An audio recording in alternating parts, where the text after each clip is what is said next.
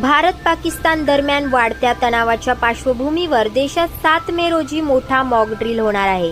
केंद्रीय गृह मंत्रालयानं देशातील अनेक राज्यांना 7 मे रोजी नागरी सुरक्षेसाठी मॉक ड्रिल आयोजित करण्याचे निर्देश दिलेत. या मॉक ड्रिलमध्ये हवाई हल्ल्याच्या सायरनपासून ब्लॅकआउट, लोकांना संरक्षणाचं प्रशिक्षण आणि आपत्कालीन परिस्थितीत स्थलांतर यांचा समावेश असेल.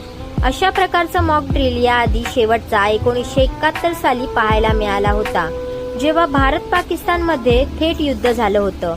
पाकिस्तानमध्ये सध्या संसद अधिवेशन सुरू असताना LOCवर 11 रात्रीपासून सतत गोळीबार सुरू आहे. अलीकडेच झालेल्या पहलगाम हल्ल्यात 26 नागरिकांचा बळी गेला आणि त्यानंतर सीमेलगत तणाव वाढलाय. भारत सरकारने पाकिस्तानी कुरापतींना ठोस उत्तर दिलंय, पण परिस्थिती अजूनही तणावपूर्ण आहे.